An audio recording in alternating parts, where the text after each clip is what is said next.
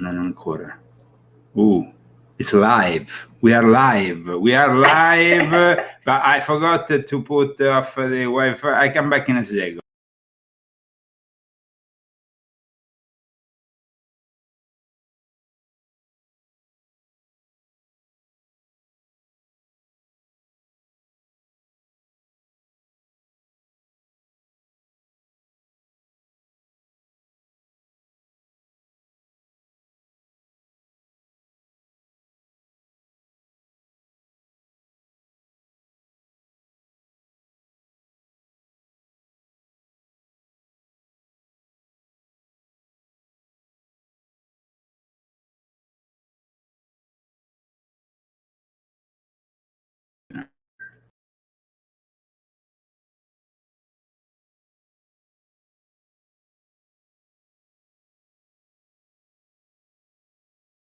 We are connected. I know. On the eve of the Third World War, situation is intense here in the Zagami house, and technically speaking, we kind of I got it slightly wrong, but we are recovering. I must say, it's just been a minute of defiance. So welcome everybody. It's Saturday, the 12th of February, 2022. Probably a historic day, Christy, because in the next 8 days we might really see something that we haven't seen for a long time, a world war. Welcome everybody, this is the Leo Zagami Show, live from Palm Springs, California, 1 minute past the hour.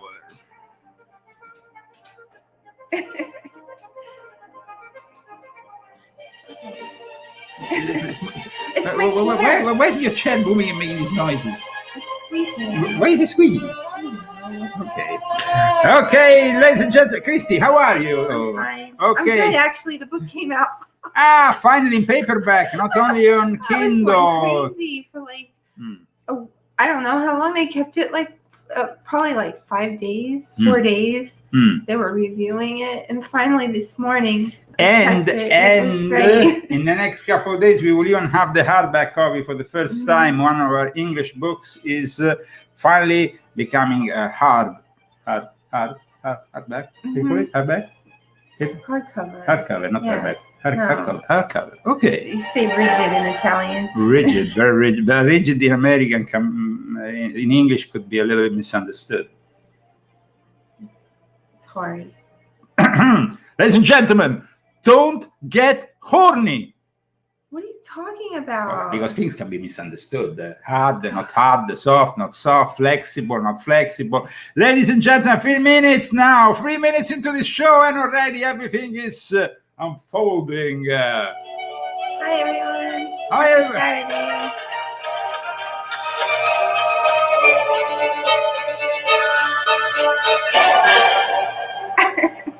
Excuse-moi. Okay.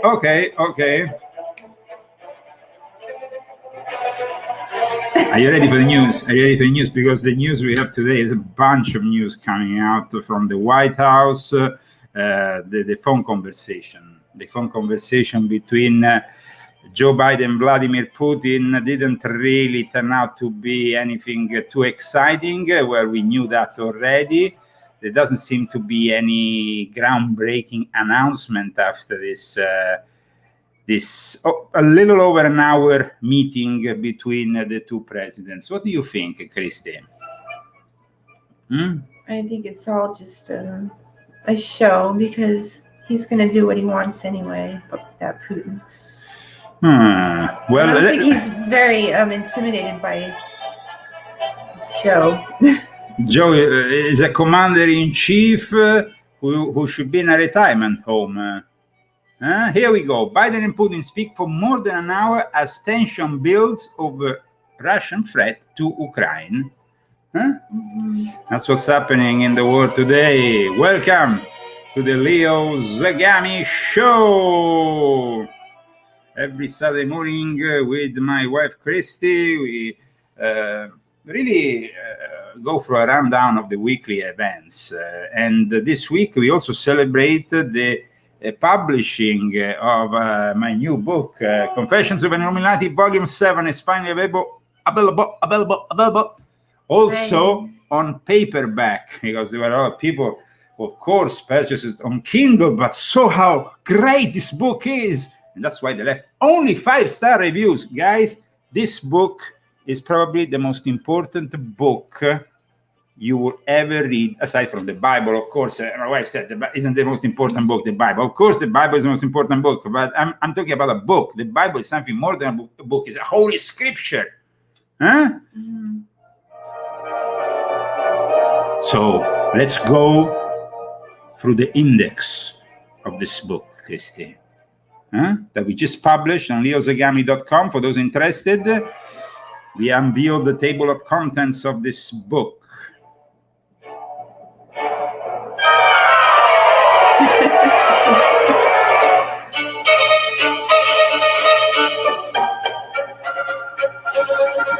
I like that music.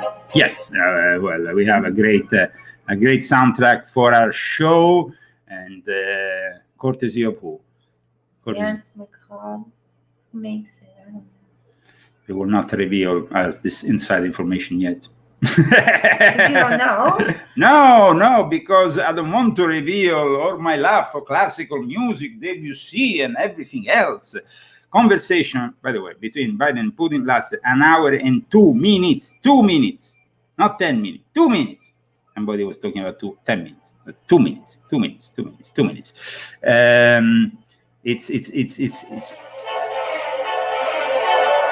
It's crescendo.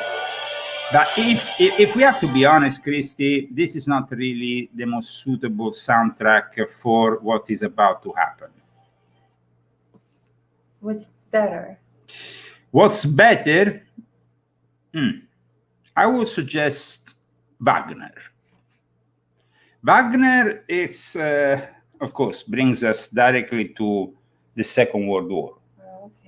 It brings us directly to the Second World War because, of course, Adolf Hitler was rather passionate about Wagner, and so it kind of, for those who don't know, of course, what I'm talking about, maybe a little, I can give a little hint, maybe Apocalypse Now. Because, okay, so let's play it a second. Let's hear it a bit. Apocalypse Now, the soundtrack, for those who remember it. Are we heading towards the Third World War? And so with this soundtrack in the background, let me read and show you the index of my new book. Okay, and the article that I posted today with the index. Okay, here we are. The latest article I posted on my website, which is, as you can see, titled The Table of Contents of Zagami's Volume 7, the most important book you will ever read. It's obvious that this is the most important book you will ever read, aside from the Bible. Because that's, like I said earlier, more than a book. It's something else, delivered by God himself. So, we're going through the content of this book. As you can see, after an introduction, there is a chapter 1 entitled Resettling the Head for the Great Reset. Now, can you read all the titles of the sub-chapters, Christy? Okay. Here, of this, and then I will go on with chapter 2, and then we can alternate. Okay? Right. Resettling of the herd for the Great Reset. Rise of the Fourth Reich. Right. Sabbatean Frankist involvement and the QAnon psyop. From QAnon to the metaverse, courtesy of Cyber Satan. The not so great King Satan and Mr. Claus.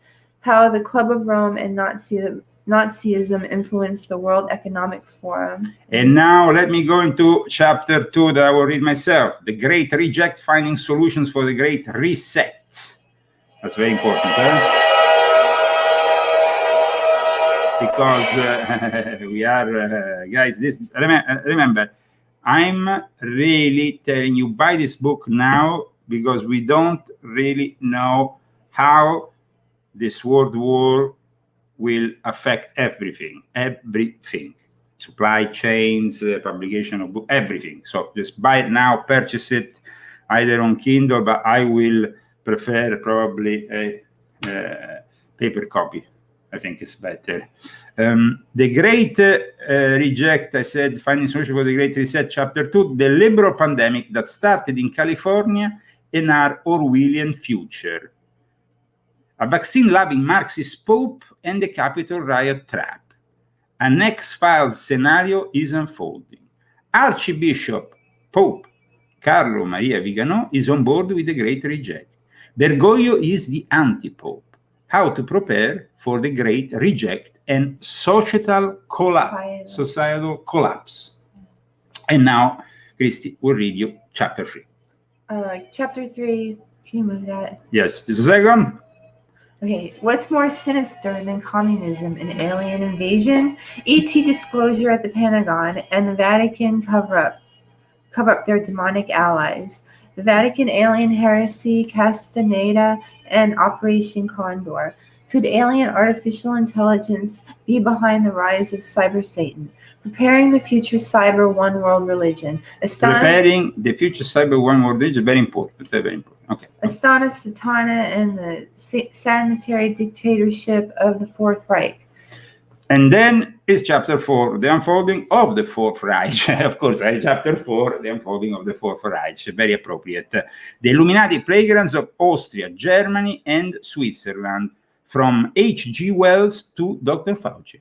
The twisted ideology of the NWO is upon us. The one world religion became a reality in 2020, but nobody seems to care. Please, Christy, Chapter 5. Chapter 5, the end of Davos and the rise of the satanic reset. The elite is well organized, but deranged and perverted. The future of the Davos agenda, Kurzweil and the computerized incarnation of, how do you say that? Ahriman. The portals of hell initially opened by the Swiss Illuminati. The socialist paradise is, and get that out of there, is an Illuminati dystopian nightmare. The Illuminati fear the kingdom of God, and the Marxist pact of the catacombs to sabotage the kingdom of God. Wow. Not bad, eh? That's 5 chapters that will turn forever your reality upside down. Trust me. Really, it's not a joke. It's not a joke. Especially now, on the 12th of February 2022, this book is not only essential reading, but is fundamental to help you survive and understand the years that we have ahead. And I'm not joking here. So, for your own good, purchase a copy, and purchase it also for the people you care for, your family and friends. And do it as soon as possible, before the supply chains and everything gets in some way. What's going to happen on Sunday? Okay, then we have tomorrow. We have, of course, what's going to happen? Most of Americans tomorrow will be there fiddling in front of their TV watching this great event, which is called the Super Bowl. The Super Bowl. I would suggest a little bit of air conditioning. Okay, why not? Why not? As you are tuning in, please remember to subscribe not only to the YouTube channel, if you are following us on YouTube, of course, but also to the emergency channels, because we are at our last strike and probably the YouTube channel will evaporize. Then you will, okay, when you want to find I found a way that people can always find us, Christy. So I'm going to teach you guys how to do it, because as we are getting increasingly censored, I found a solution. When you go on my website, here we are, you will always find these icons here, that will bring you on the Leo Zagami show on YouTube. You have them on top. Yes. So, for example, if the channel is either blocked or removed, I will just put the emergency channel immediately here, linked directly from the website where you see the Leo Zagami show on YouTube. The same thing also for my Italian show, Lesule. So if it's like Saturday morning at 10 o'clock, and well, that's our time, and you don't find us, like you're not getting the thing that tells you the notification, then go on the website, because maybe we were blocked. So then go on there and you'll find us. It'll link to wherever we are broadcasting from. So that's good. That's smart. Absolutely. Henry Jonathan, we don't really understand what you're saying. Cazzo puttana cassapenne. I don't know. It's a kind of a mix of Italian with Italian dirty words, and I don't know. Then we have I don't know, somebody called Harry Johnson. Then we have Tom Barwood. Good work, Leo. Hello, Tom Barwood is following us on Facebook. Then we have Ulisse from Italy, Leo the best. And we have Kevin. Set up some backup YouTube channels ahead of time. We have already set up, Kevin, 4 backup channels. So you just have to immediately subscribe to them.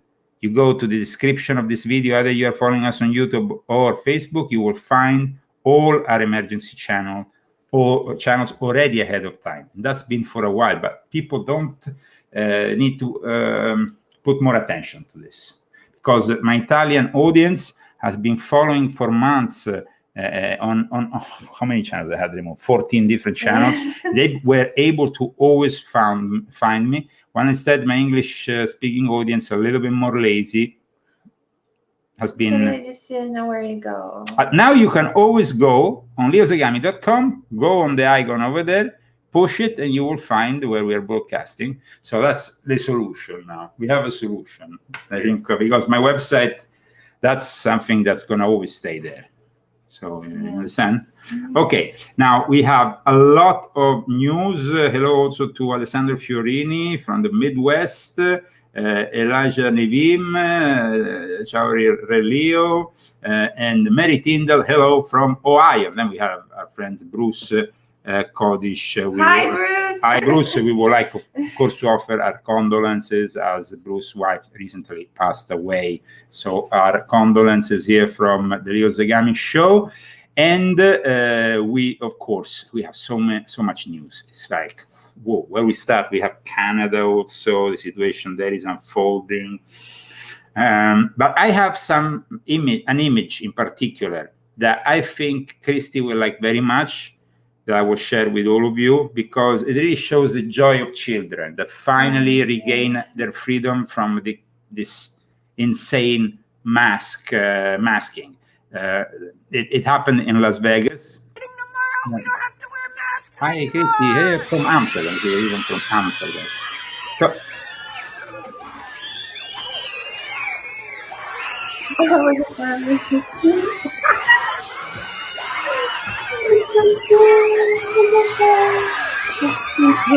They shouldn't have to wear a mask. they're so happy that finally so they're sweet. being... That kind of made me like tear up when I watched it the first time, you know, because they shouldn't be so happy to not wear a mask, you know. It's just like so that they had, you know, they were forced to wear a mask. So I mean, they shouldn't be jumping for joy just to not wear a mask. That made me kind of like insane, completely insane what these children have been going through. At this point,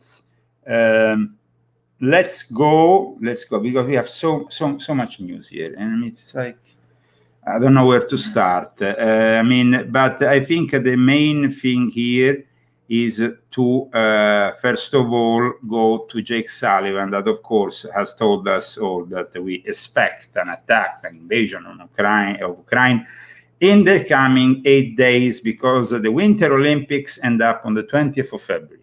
Thanks, Jake. It sounds like you're saying that the assessment previously that Putin has not yet made a decision still stands. So I guess based on that, is it your assessment that it's more likely that invasion could happen now than previously believed?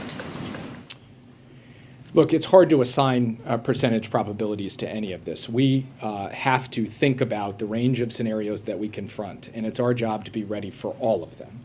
So what I will say is that the way that he has built up his forces and put them in place, along with the other indicators that we have collected through intelligence, makes it clear to us that there is a very distinct possibility that Russia will choose to act militarily, and there is reason to believe that that could happen on a reasonably swift time frame. Now, we can't pinpoint the day at this point, and we can't pinpoint the hour, but what we can say is that there is a credible prospect that a Russian military action would take place even before the end of the Olympics. And the warning that you just delivered to Americans who are in Ukraine saying that they should get out now while they still can, do you have a picture of how many Americans right now are in Ukraine?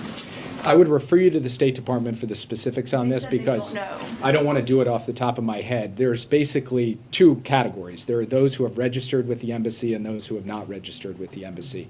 In the first category, obviously, they have a number, although some of those folks have already left and didn't deregister.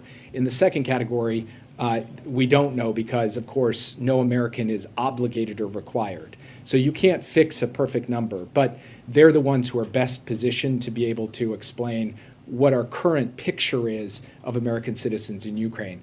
What I can do is stand before the world media and send a very clear message to all Americans and to any American who's in Ukraine right now who needs help, needs financial help, or needs logistical help to take advantage of a commercial option to get out, please call the U.S. Embassy in Kyiv because we stand ready to provide that help.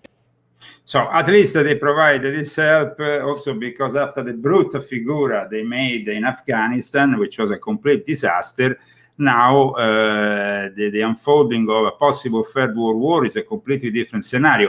As Biden himself really said to Lester Holt, the wise guy.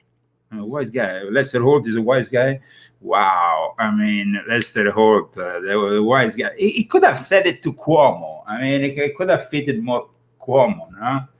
Chris Cuomo, and even his brother, they're wise guys, Chris and Andrew Cuomo. It could be like a wise guy, like a mafia guy, wise guy, or it could be just like a wise guy, like a smarty pants, like he's being like, he's being like a smarty pants, like smart aleck. I don't know, you understand? Like thinks he's smart by saying that. You know what I mean? Get it? Somebody says won't be invasion of crime, but in Latvia after climate change next year. No, my dear friend, the invasion is going to happen, unfortunately, in the next 8 days. I've been saying this for months now that the invasion, and of course this book, Volume 7 that I just published, is all about preparing you also, not only, of course, unveiling the occult roots of the Great Reset, like no other book has done, but also give you a manual of what is about to unfold and how to survive it, because you need like some practical advice. Just so that's what's happening with of course my book. But the actual reality that is unfolding worldwide is, of course, totally insane. Totally insane. And at the same time, we have, of course, the Democrats who are here in the US, people that really, are becoming more and more like an evil kind of cult with a democratic strategist, which I'm about to show you now. This guy is, of course, worried about the next elections. The thing is that everybody sees things in such a short range. They don't really envision a future that instead might be completely readdressed by the reality of a world war. Just like it was completely readdressed and molded by the reality of this bacteriological ongoing warfare that has started since the beginning of the pandemic. So we need to really understand that even these Democrats and their strategists are completely idiotic, and if they think they have even a chance, I don't know, if we go on like this, we're not going to even have an election, because probably if a full-on nuclear war starts, we're not going to have anything. And we're going to basically have some kind of Mad Max scenario unfolding instead. But check out what this Democratic strategist has just said on CNN. I'm joined now by veteran Democratic strategist James Carville, who also hosts the Politics War Room podcast. James, inflation's at a level not seen since 1982. How do Democrats deal with that heading into the midterms? Act like you know what you're doing. Said it's going to come down. We have policies in place. And if it comes down, you'll have a pretty good year. If it's just a second. Somebody here in the chat says only in American Amazon. No, it's also available in other Amazons, the book. It maybe takes more than 1 day, though, usually. If you can't find it now on Amazon.uk, Amazon.it, or wherever you are around the world, it's just a matter of time because the system, which is, of course, AI-driven, takes a little bit of time to upload. And, it just came out in America this morning. This morning in paperback. So just have a little bit of patience and you will get it on paperback also in your own local Amazon. Still 7.5%, you're going to lose no matter what. But bet on the come. Bet 14 Nobel laureates, don't talk about them, say, I have policies in place, we do, that we feel confident will bring this down. And if it comes down, you look great. If it doesn't come down, well, you're going to have a bad November. Basically, you're saying the only choice they have is to run as if it's going to come down, because if it doesn't come down, they're in trouble? Exactly. Precisely. You just surmised exactly what my thinking is. So just go out, act like a winner, act like you know what you're doing, act like it's going to work. And by the way, 14 Nobel laureates think it's going to come down. Well, bet on them. But you got to act like you know what you're doing. And you go from there, but you got to exude confidence. What about COVID? Is it the same thing with COVID? Like I said to the Tony Griffiths is saying, I see in UK Amazon, not there yet. I repeat, Tony, it takes 24 to 48 hours to... it could be there too. It just came out in America. So just have a moment of patience and you will get your link to your local distribution supply chain of Amazon that then prints it locally, because Amazon prints then the books locally, depending on which part of the world you are in. Well, COVID's dropping. I mean, I like anybody else, I track the numbers every day. It's tracking the number. This guy is such an asshole. In a moment, I'm going to make you hear what is said about people who are not vaccinated.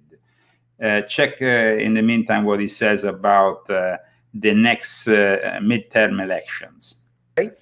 It's like this huge drop here in the last few weeks. And I don't know, I'm not a public health person, but public health people think this is going to continue, and COVID is a drag. I mean, we thought we were doing better in December. This hit us, and that has a suppressive effect on a lot of things, presidential approval being one of them. But it looks like a lot of smart people think it's going to get better. I hope smart people are right. So these Democratic governors racing to lift mask mandates. Do you think some people don't know who this guy is? Well, he's a very important asset in the Democratic Party. He's a Democratic Party strategist. I personally despise him, and I think he's a disgusting guy. Why he's a disgusting guy? Well, this Democratic strategist called James Carville, who said voters don't care about the January 6th probe, is also somebody who basically has his own show. By the way, he stole also the name War Room, just like Steve Bannon did from InfoWars. He is a complete jerk, and I personally can't stand him. But if you want to not stand him even more, we can go from what he said on CNN to what he said on his own show, which is even worse. Check out what he said on his own show about unvaccinated people. It will make you cringe. I mean, I really cringe. Okay, check this out, guys. Tell me what you think. What we should do is pass a law to make you immune from liability if you punch some unvaccinated person right in the faces, which I'd really like to do. If you ask me what's my first reaction to you, if you're not vaccinated and you don't have any medical reason not to be, you're a piece of shit. Okay? I'll just punch you right in the goddamn face. That's the way I look at these people. Well, agreed. He's got Satan inside of him. Definitely. I mean, you can It's see. completely satanic. Let's see what he said also. Let's continue to listen to what he said on CNN. There's a political calculation there. Look, if you look at the infection rates and the decline is down, I don't know, I was looking state by state, 65, 70%. Well, yes, you're going to lift mandates if you go from test positivity rate of 20% to a test positivity rate of 3%. That means different behavior. It's not some kind of conspiracy. All you got to do is look at the chart and see the direction it's going in. All right, if you were advising Democrats running in the midterms, what would you tell them to do with Donald Trump? Is that something they should focus on? How much of a deal do you think the January 6th Select Committee will be? Look, you got to wait and see when the committee comes out. I suspect their findings are going to be intriguing and devastating, but people are going to know about it. People want an election about their lives. They don't want an election about a former president. They don't want an election about any of this. And if you show on substantial policies that improve people's lives and you run on that, like we did in 2018, you will be successful. And, you know, I don't know what's going to happen to Donald Trump, but the 1-6 committee, but Manhattan DA, the Fulton County DA, the archives, I have no idea. Wow. Wow, this guy really so hateful, so demented, so possessed by Satan, really, clearly possessed by Satan. I mean, what can you do? I mean, these are strategies for the Democrats rather than the Democrats. Welcome to the Leo Zagami Show, 31 minutes past the hour. Wherever you're following us around the world, this is our weekly rundown of news with me, Leo Zagami, and my wife. Huh? Did you forget? What? Your wife. No, I didn't forget. I said our wife almost, because, you know, you become a symbol for all the wives of the world who have to engage with their husband at time in listening to very boring stuff. Okay. Isn't that a great way of putting it? If they don't like the news. Well, sometimes the news can be heavy for the ladies, especially. Oh, yeah, we're so delicate. We can handle it. You can handle it? Yes. You can handle it? You sure can handle it? Yes. I'm being very masculist. Chauvinist. Chauvinist. I'm being very chauvinist. Christy, of course, is here and gives us a very delicate female tone to the show. Delicate. It's so delicate. She's actually the boss here, but I'm making it like she's like but she's the boss here. And she has written 2 books. No, not this one. Sorry, this one. Well, why did you pick up the wrong book? You made me pick up another. This, and there is another book you didn't pick up. Which one? Volume 2, and what is Volume 1? You put this. Wait, we have 4, 5, and 6, right? Oh, my book. Oh. Okay, guys, this is Volume 2 of Chris's Confessions, which depicts really how we fled Italy and everything that was went on in our lives there in the last years we lived in Italy, which was absolute hell, but also the initial part of our journey to finally find freedom here in the United States. So I think Volume 2 is really an important book. It's a little bit underestimated, I think, this book. And then you have Volume 1. Yeah. Volume 1. But it's not this one. This is my book. By the way, Christy edited, so it has a female touch to it. I guess it has the Pope, who is as clear as you can get. So sorry, guys. Didn't mean to upset anybody, but do you know that there is a new member of the Biden administration, which is kind of like a little bit controversial, to say the least. I don't know if I can find him or not, because I wanted to actually find this article about this character. I don't know if I have it here or not. It's just that he's a new character that has joined the Biden administration. Okay, let me see. I think I have it here. Let me see if I can find it for you. And he's a little bit of a kinky guy. I mean, I don't have anything against, of course, gay people. I have a lot of gay friends. But this new member of the Biden administration in a moment in which we are fronting the Third World War, is a little bit weird because he likes kind of plays with puppies, puppy play, like those. What does that mean? He dress up like dogs, go on the ground and run around, and he chained. He's an SMM. Okay, so let's see it. So I would like to ask all the members of the LGBTQ community what they think of this joke of a man. This joke of a man who looks out of So who is he in the? I don't know. He looks like he's from Star Trek, to tell you the truth. Okay. The Biden administration latest Department of Energy hire. We are about to front an energy crisis because the moment in which a world war explodes. Oh my God, we are such a joke. And he is gonna, of course, join Mayor Buttigieg. Now, I think that for all the members of the LGBTQ community, you can find some better representatives. I think there is very intelligent people in the gay community. I was brought up by my grandmother, who was friends with Quentin, Chris, William Burroughs, everybody else. I really was able to appreciate not only the artistic side, but the intelligence of many gay people. But guys, this is ridiculous. This is completely ridiculous. It's ridiculous no matter what sex you are. He's a queer activist who brags about his kink of leading other gay men who are pretending to be dogs around on leashes before having sex with them. Why? Oh my God. Okay?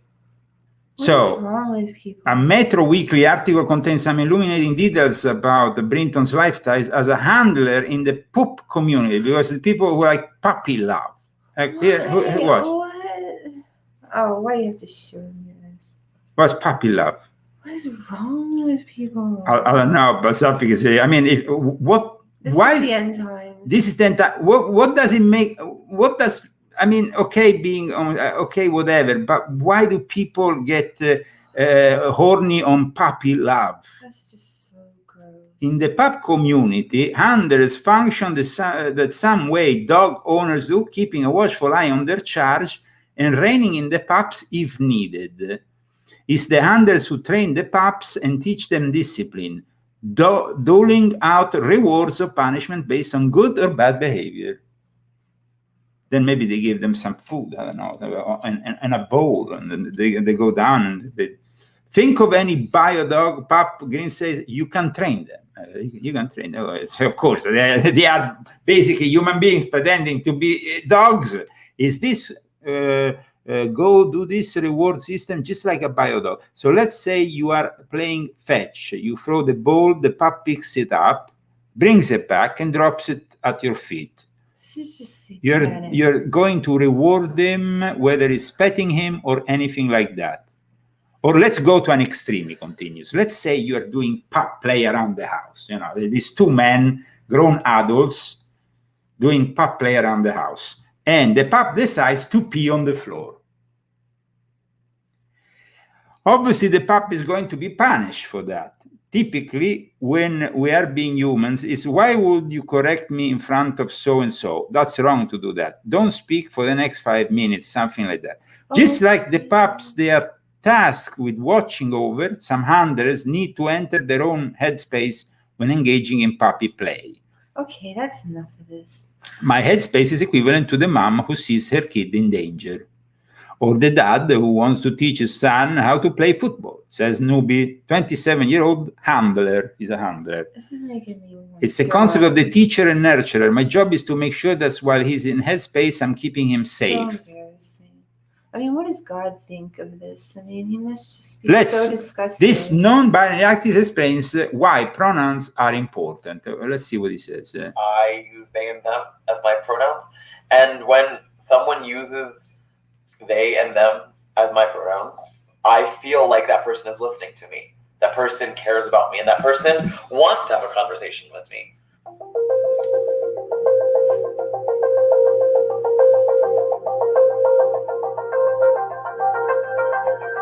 Pronouns are a fascinating part of modern culture. I don't think many people think about them very often until someone like myself or others say their pronouns. So when I introduce myself, I generally say, "Hi, my name's Sam Britton. I use they and them as my pronouns." I'm sick of it. It's not hilarious. It's wrong. I give this before I even do my job, and it because makes it's gay people the look important way that bad. you're going to describe me, not what I do, He's not but gay. who I He's a am. freak. It's And just that not even like. I he's a respect freak. for my gender is really, really important. It has nothing to do with being gay. He's a freak. That's it. I think our culture Listen to has something else. built itself around an idea that But I mean, if people think that we are now, why we are heading towards the apocalypse, they need to see this. This is why God is about to bring you the apocalypse. Slow that down, right? Like, the assumption makes things easier.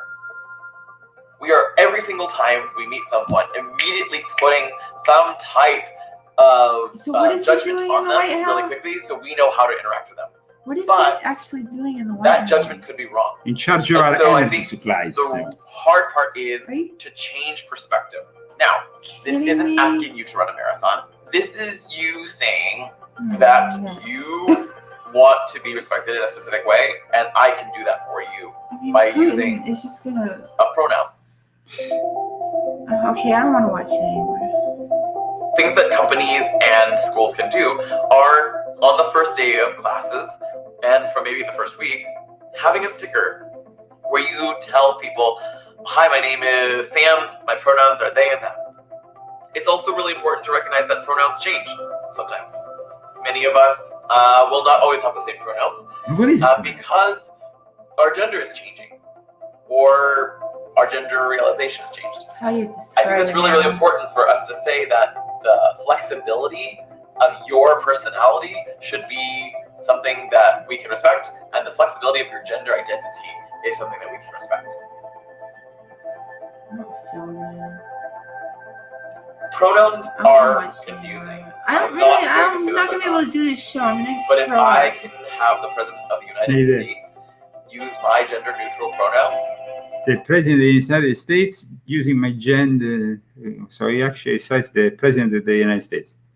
and I can respectfully use theirs, then Making me I sick think in the we're going beginning to of the be in show, a and I'm not world gonna go where on. everyone can be respected and everyone has Okay, we agree that everybody can be respected, but ladies and gentlemen, this is the Biden administration latest Department of Energy hire, and we think that as we are heading towards the Third World War, and China and Russia are watching us, we should be a little bit more manly. Now, I know that some people will contest what I says, but this Third World War is gonna erase feminism in basically a matter of 2 weeks. The first 50,000 deaths and feminism in the world is gonna be erased because women are gonna realize that men has to go to war, and it's gonna be a hardcore business. Then we have all these people in the army that have been talking, and I talk about the subject in volume 7, Christy. I talk about the fact that the CIA and the army last year has focused more on gender fluidity, on promoting, on talking about, I mean, generals who are drag queens or, listen, I don't have any, remember guys, I'm really open. Christy knows how open I am. I grown up in a certain background. I didn't grow up in a farm in Kentucky, and I'm not a white supremacist or a racist here, okay? No. Okay, fine. But there has to be a line that has to be drawn here at one point, because we are about to enter a new situation in the world. Can you imagine how China and Russia are watching us now? I mean, we have still problems with ships that try to unload stuff. There's problems in the whole system here because of Peter Buttigieg, who is responsible for the infrastructures of this nation, and he's thinking about his 2 little children that I don't know where they come from, with his husband. All the respect for them, but they could take care of their own family then at that point, rather than, you know, doing nothing for the infrastructure of this nation. Now we have another guy into some kinky puppy business who is going to become responsible for the energy supply in a moment in which we are already seeing the prices of oil, the barrel is going to grow and grow and grow and grow, gas, the crisis with the invasion of Ukraine, and we are a laughing stock of this planet. This is the problem here. We are becoming the laughing stock of this planet. Not our fault. We didn't vote for him.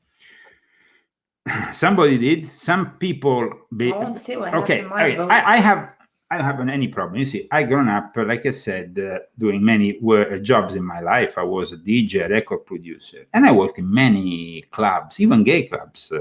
Not many times, but I worked also in gay clubs, and clubs where there were a lot of mix. You know, there were some gays, there were straight people.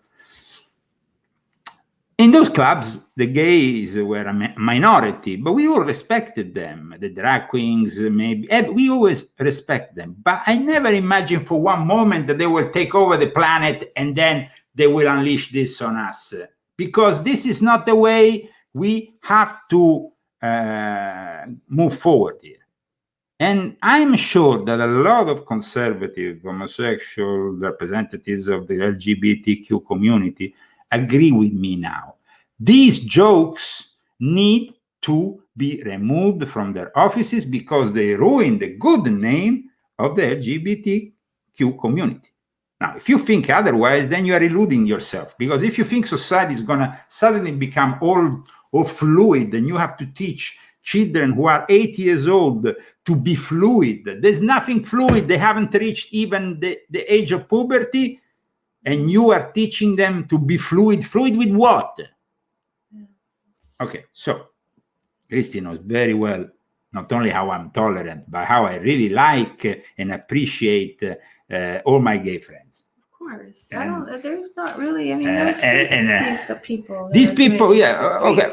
I don't care. Yeah, but the problem is, I don't care if they're freaks or not. The thing is, these people shouldn't be brought to offices of power and responsibility. Even Mayor Buttigieg, who is married and who is not a freak, he doesn't do anything freaky, at least in front of the cameras, but he took a leave of absence for months for growing up with these 2 children coming out of nowhere with his husband. I really need to understand how it's possible that we have reached this kind of level of degeneration. Well, we have reached this kind of level of degeneration because Satan is behind it. Satan is behind it. The rise of cyber Satan in the next 8 years now, because in 2030, cyber Satan wants to take over the world. Mark you all with the infamous mark of the beast and the symbol. Now, the other day, we discussed briefly on InfoWars with Owen Schroyer when I was presenting my book, the cover of this book. I would like to go back to the cover of this book because there is a couple of things that need to be cleared here. You see, this book has a lot of important elements that have been put together by Vincenzo Viceversa, who is this incredible... who is an incredible artist. Yeah, he is. A graphic. He's going? Or is that a secret? That's a secret. It's kind of cool. Well, I mean, Vincenzo Viceversa is a modern artist, a graphic designer from Umbria region, from Perugia.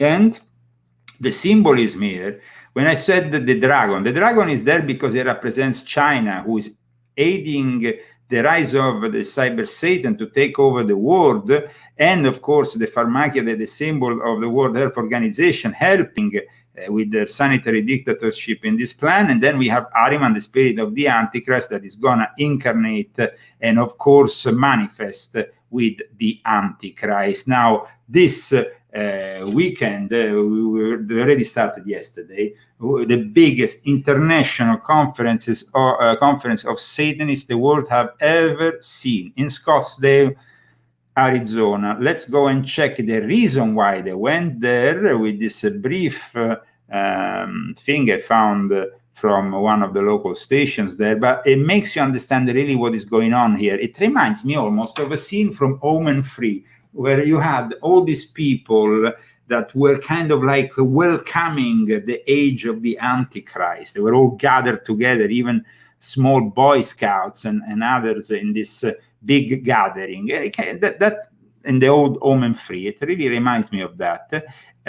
But let me show you here the Satanic Temple hosting Satancon in Scottsdale, Arizona. And welcome to the Leo Zagami Show with Leo and Christy. Christy gives us, of course, her own version of the. It doesn't always agree with me. She has her own, of course, say, and that's good, huh, Christy? Yeah. Okay, I'm still disturbed over the other thing. Yeah, but Satan is working very hard to bring mankind astray and lead us astray. So let's see what's planning here. The Satanic Temple is hosting a Satancon in Scottsdale, and it is expected to set a record of being one of the largest Satanist gatherings. The origins for the event date back to 2016 when the temple wanted to deliver remarks before a city council meeting. You may remember this, it caused some controversy, but they were denied when the Scottsdale mayor, Jim Lane, said no. The temple sued for religious discrimination but lost in a court of appeals. Stu DeHaan was involved in the lawsuit and hopes the conference can show the city what the temple is really all about. A religion that revolves around empathy and compassion, and ultimately it's a rebellion against arbitrary tyranny is our metaphor. Empathy and compassion. Guys, this is insane. 10 years ago, exactly 10 years ago, in 2012, in Harvard University, a guy called Lucian Greaves, his real name is Douglas Messner, together with co-founder Malcolm Jerry, founded the Satanic Temple, which is now based in Salem, Massachusetts. And Greaves, who I will show a picture soon, is somebody who goes around the universities promoting Satanism, secularism, and he holds conferences with the American Atheists, which proves once again that the American Atheists are Satanists, the American Humanist Association, which are Satanists, and the Secular Alliance. I always said that the American Humanist Association was Satanist. Now we have the confirmation. By the way, let's hear what he says. For what Satanism is. So tickets are sold out for the conference. The event runs from February 11th to the 13th at the Saguaro Hotel. Now, what happened, Christy, is that this gentleman here, Lucian Greaves, I'm going to show who he is because he really looks freaky. He has a freaky look. He looks like the evil twin of Marilyn Manson. Does he put like one of those? No. He really has. No. Is he blind? He has one eye that is really weird. Very weird. Very, very, very weird kind of guy. And of course, we can say that I have talked abundantly about them in Volume 4, in Volume 5, and even in Volume 6.66, where I point out the nature of the political nature of this last stage of Satanism. Now, a lot of people complained in Scottsdale, Christy. They didn't want all this. They actually asked the bishop to intervene, but the Catholic bishop, well, he didn't really do much about it. Is there anybody from Scottsdale in the chat? There is people that have been praying because Arizona is in turmoil for this advent of the evil one, things of darkness in their own state. People gathered in Scotland for protests against Satancon despite the request by Catholic bishop not to do so. So the Catholic bishop required not to. See what a Catholic bishop does? He tells you not to complain because he's a Satanist. Because the Catholic Church is the real ultimate church of Satan. So he said that you just need to pray, that Satan will not.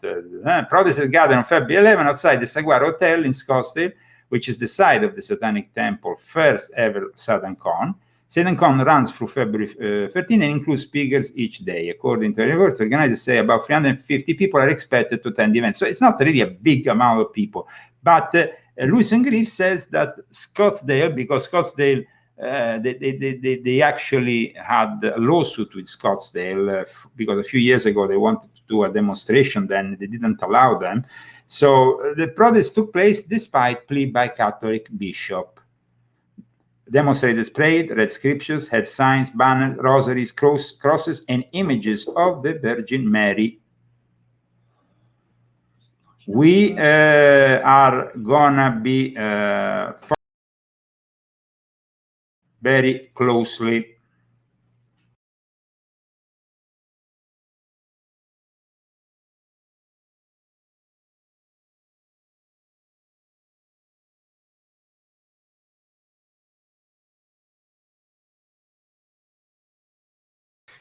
So guys, we just received some packages because our dog Rambo, which you remember participated also to a past show, has been not very well. We had to change completely his diet because he's allergic to chicken. Did he get his new food? Yeah, I think so. Okay, that's very good that he got his new food. I was like so upset because I had given him a chicken breast the other day because I didn't realize that he was allergic, and he got really, really sick. And plus his food was chicken, his supplements I give him is chicken, so I had to change everything. And he got really sick. I was very upset. So, but he's fine now because I gave him like gourmet homemade dog food this morning. That's good. So I didn't have any. We threw everything away. What is he doing now? He's like feels so much better. I mean, I imagine that he was eating this chicken crap for so long and he wasn't feeling very good. Although he seemed fine. It was only when I gave him that chicken breast that he really was just not feeling good. So now he's fine. So anyway, that's what's going on. Yeah. So I talked about what's happening in the world and the Satanic Temple.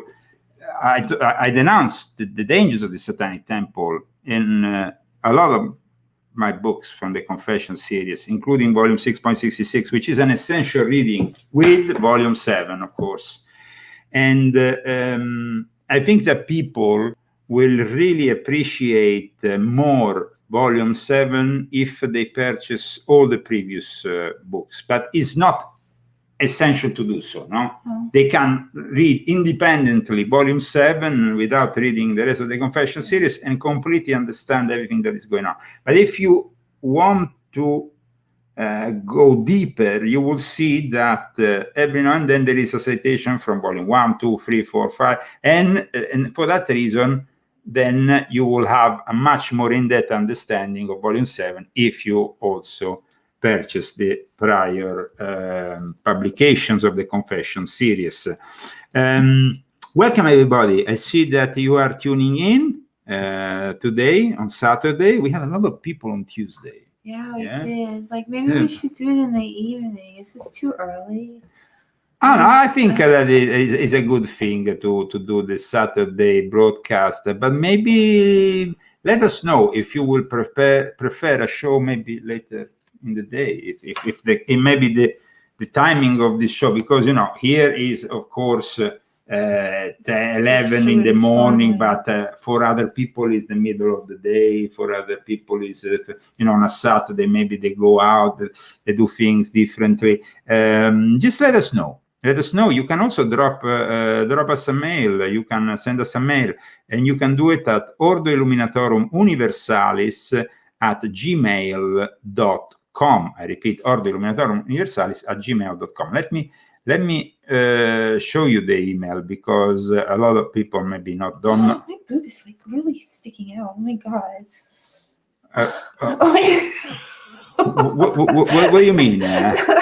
I mean, there's a lot of people that will appreciate that. Whatever. This shirt is so stupid. But a lot of people will appreciate that. They will increase my audience. Okay, there. That's better. Oh my god, I'm sorry. Okay, It's like so obscene. so those who want to write to us, you can also do a thing that I have promoted in Italy and works very well.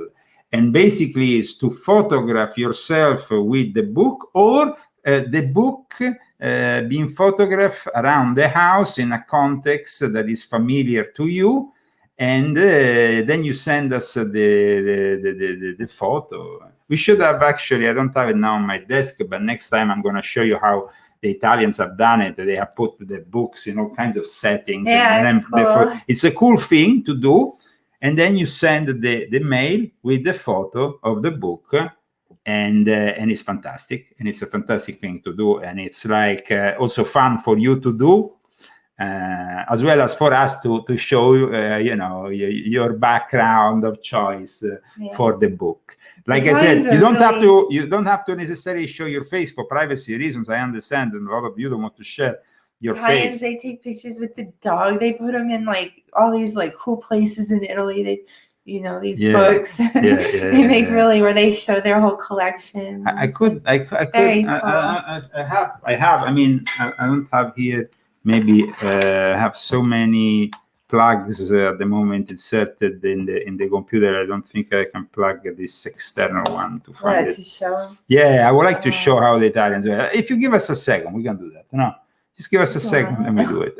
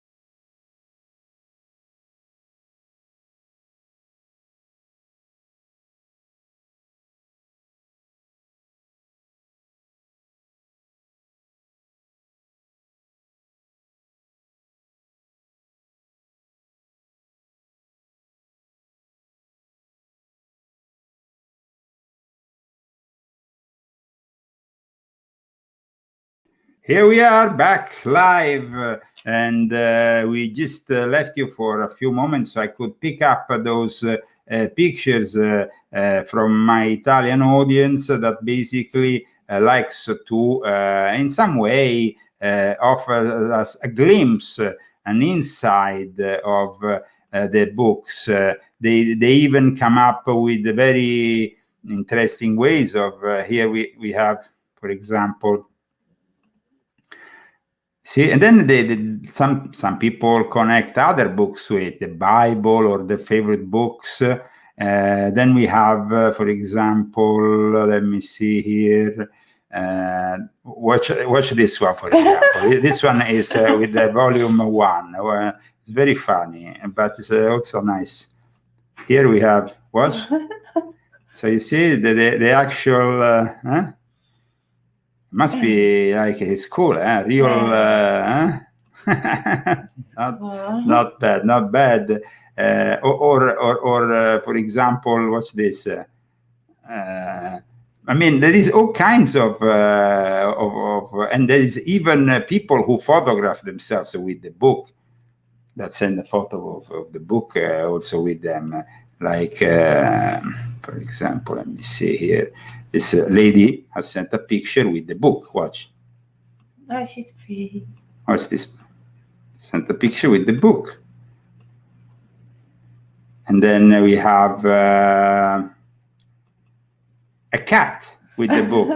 I mean, there is all kinds of people that send various ways of being creative. I mean, you can do it by sending a photo of your book with to Ordo Illuminatorum Universalis at gmail.com that you see on the screen. Christy, how do you feel about this thing the Italians have started doing? That maybe I think that should happen. He showed some pictures that were kind of blurry. I mean, usually they're really... Here, this one, for example. They always put like a dagger or a sword. Yeah. So you see the books that I published, or this guy, for example, this guy is Italian patriot, I guess. Watch him, the Italian flag, and of course. So I mean, you can photograph yourself, but it's not necessary to do that. Very few people have actually sent pictures with their photos. They prefer to do it in contexts that are unusual, and they send them through email. Then we download them and we put them on the show here. That's piano. That's a piano, cool. Very nice, black and white even, very artistic, cool. With all of my books. So then you have, for example, it's a lot. I mean, there is like let me show here. Oh, that's a Christmas one. That was a Christmas one, for example. But now we're not. It's not Christmas anymore, so we can maybe pick up some other. Those are Christmas ones. Okay, You're showing people too much. Though. Okay. Then there is people. Okay, but then we have. Okay. People left, for example, when it was the Christmas period, they made pics of the books under the Christmas tree. That was a classic. That was a classic of the Italians. I mean, they like Americans, they like their Christmas tree, no? So they, let me see here. This guy totally hilarious, Italian with the hat. Let's go, Brandon. I don't know where he found it. Watch this. Well, but this was just to give you an idea, guys. It's an idea that, of course, it's good. It's good, and we need to, if you want, repeat this kind of thing here in America. It would be fun to show every week, when we do also our phone calls. That you can cut into the news because you're not cutting into the phone calls. Big calls. Okay, guys, let's go a second instead. We have, of course, discussed today's news, but we also need to discuss what's happening with Canada. In the last few hours, the police is starting to intervene, and the Canadians, though, have been really doing their first revolution ever.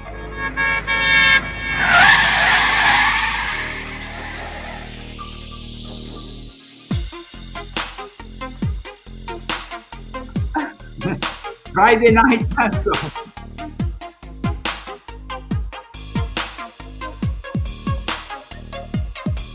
It's pretty interesting how they have transformed this whole event. There's nothing really that can justify a evil move, but Justin Trudeau would like the police to intervene in a draconian way. But I mean, at the moment, it seems everything is still very peaceful in Canada.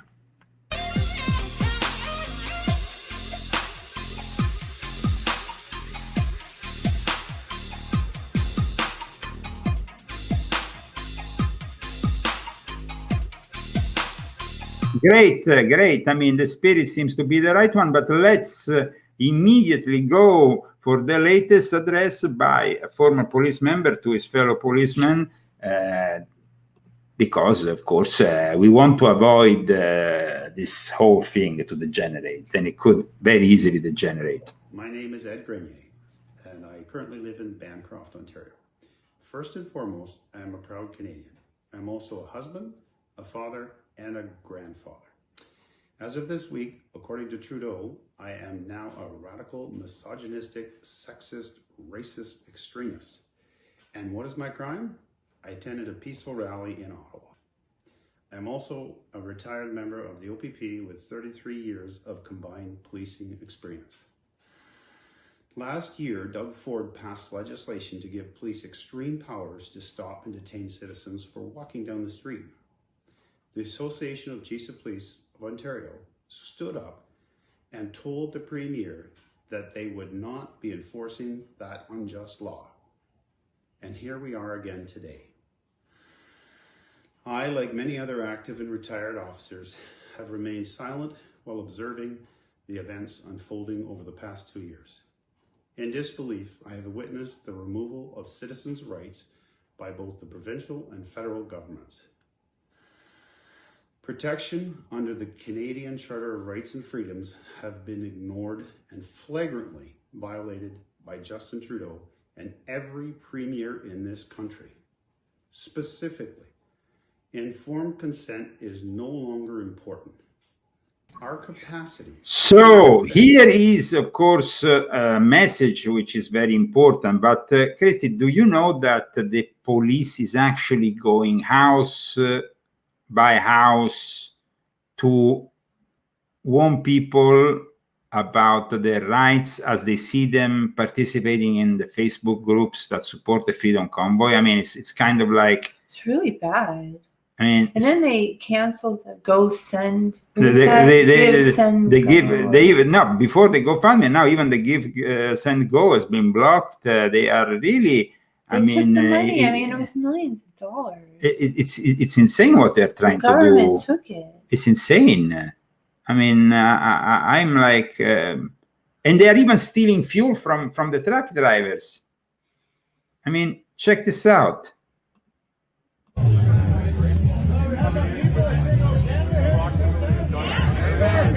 Patriots that don't steal fuel. All right, let's talk about Canada. Oh, Canada, our home and native land. I like it. In all our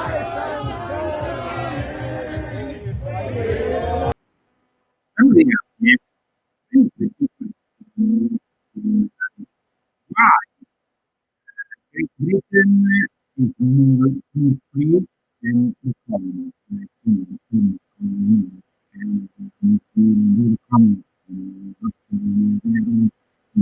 William Jack connected countries at the same place, right?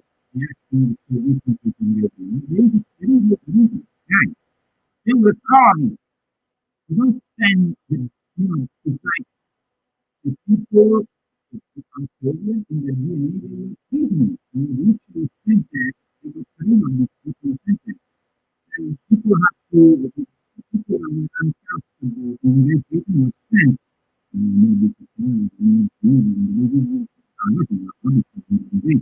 The people of Great Britain have more rights than the ones in the former colonies, now the colonies.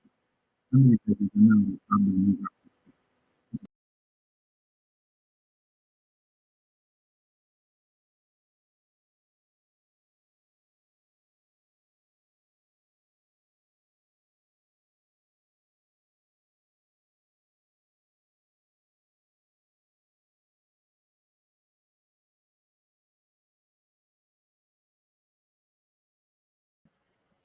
Here we are. Rambo is snoring. And the audio should be back on track. We have some problems sometimes with the software here.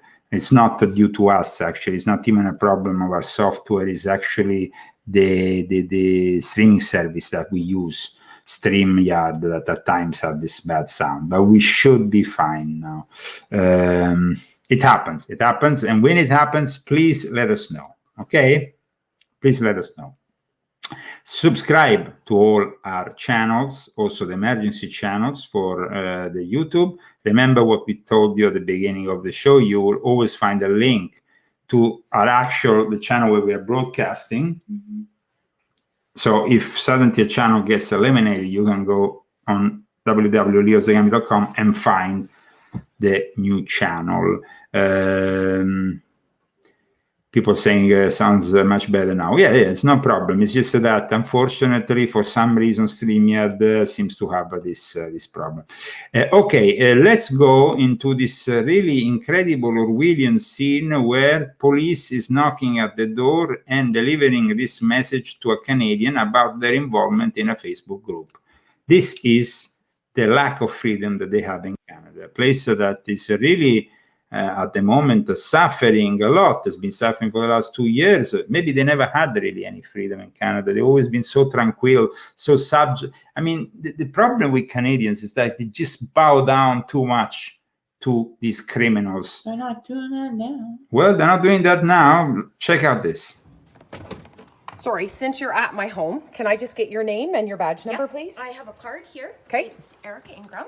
Thank you. And this is just some information about peaceful protests. That's all it is. Okay, so you saw something on my Facebook? No, on the Facebook group. Okay, and decided to come to my personal residence to give me information about peaceful protest? Yes. Okay, so are the Peterborough Police, no, you're with OPP? Are you guys now monitoring people's Facebook pages? Or Facebook groups to who comments as to what their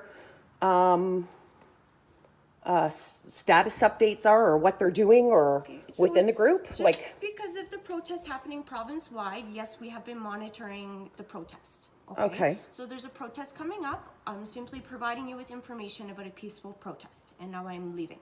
Oh, okay. That is all. So the Ontario Provincial Police are watching what people are doing on Facebook in different groups, whether or not they're commenting, participating, liking, and you guys are now doing service calls to give people information about peaceful protest. Yeah, it's just a proactive measure to make sure you understand your rights about peaceful protesting. I have a copy of the Canadian Charter of Rights and Freedoms, so I'm well within that and very understanding of that. I appreciate that. I'm hoping that you guys aren't going to waste our tax dollars continuing to do this to everybody, but now it's nice to know that we're being watched.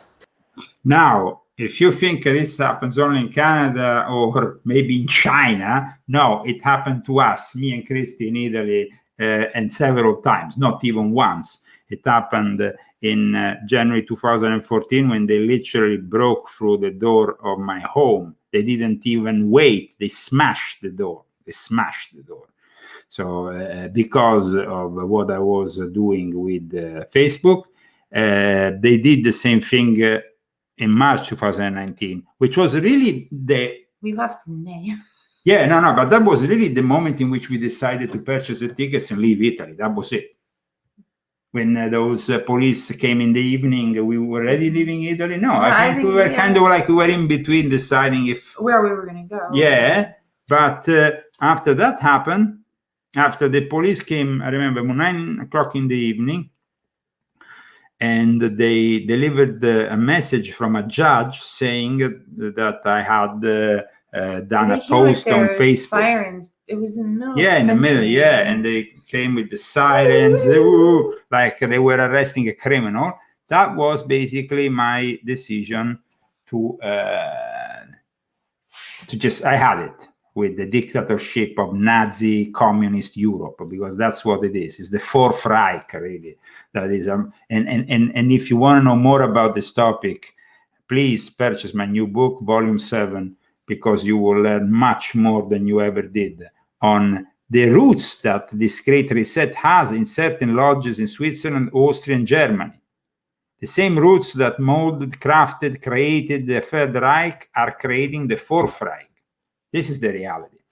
And me and my wife were actually witnesses to all this. Christy?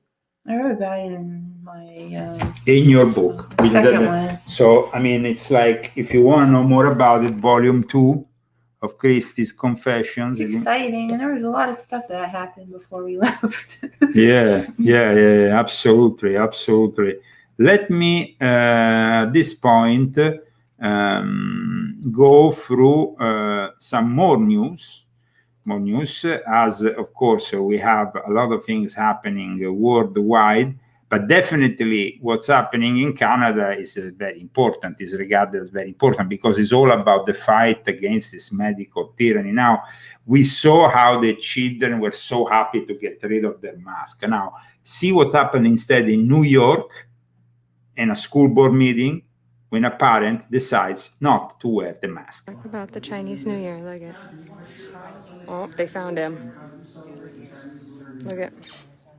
They found him. We're in America. Oh, time to. Look at this. Look at this. Look. What are you doing? What the fuck are you doing? you doing? What are you doing? Is this how you treat What our are children? you doing? Do you put your hands on the Holy children like crap! that, too, sir? Holy crap! That's assault. That is assault. You Oh put- my Is this God! what they're doing to Oh the children? my God! Doing that to the children too? Holy shit! What the fuck are you doing? What are you doing? Officer, do something about that! That's, you know what? We can call a point of recess. You're a New York. You just allow your security to do that? What are you doing? I believe we may have to do that. Can we continue? What are you doing? Wow. You're on video, brother. Why do people think that they can put their hands on other people like that? I mean, it happened to me though. Look what I was treated in Italy a long time before the scamdemic ever started. I was persecuted and treated in that way. yeah.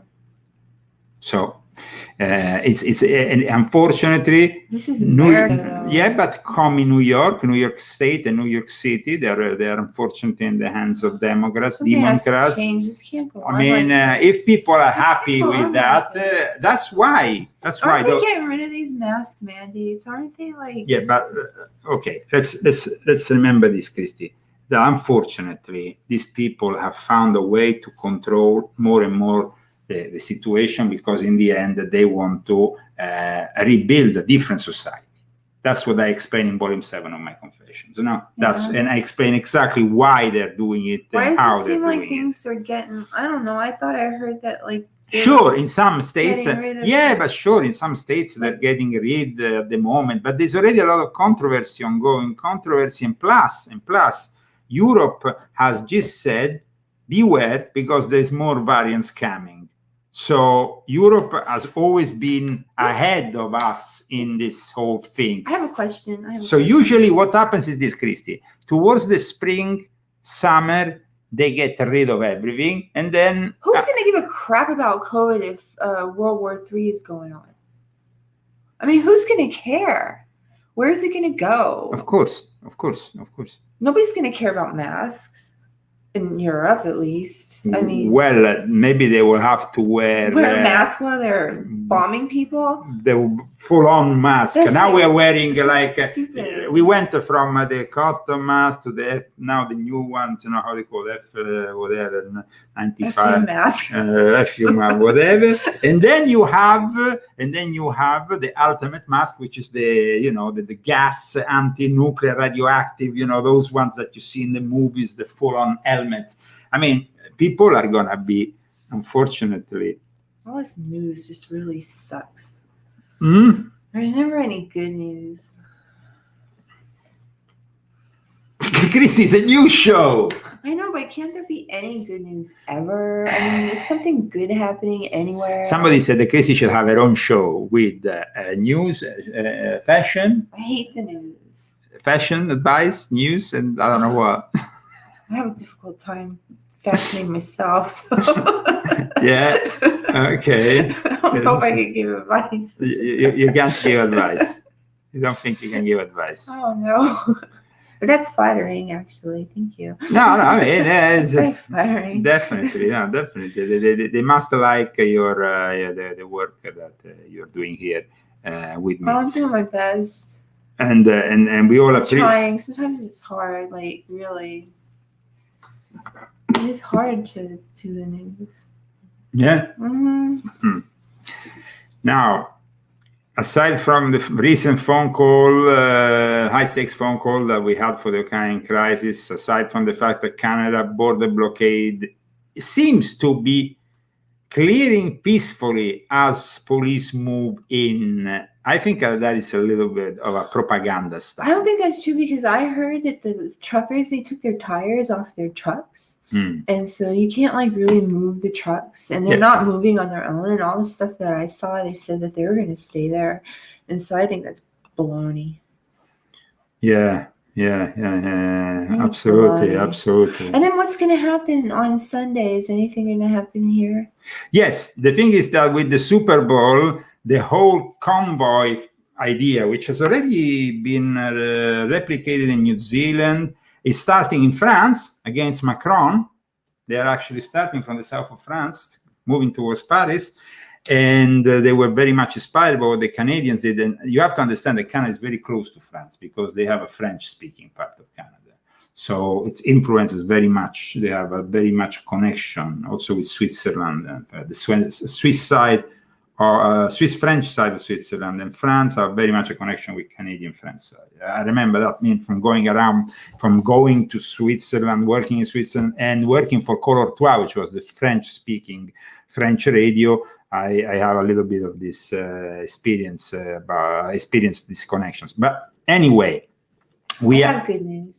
And what is the good news? Jesus is coming. That's the good news. Yeah. That's the good news, where we should all rejoice and not care about all this bad crap, because Jesus is coming. It seems like the last line of my book. The last line of my book. Should I give? That's the good news, and we're all happy over that. That's why I keep a smile on my face. There is a part of my book which is dedicated to the concept of monarchy, why the Illuminati wanted to destroy all the monarchies that were promoting Christianity, why they wanted to replace them with the constitutional monarchies or no monarchies, the choice that was made by the founders here in America. All this is in my new book, Volume 7.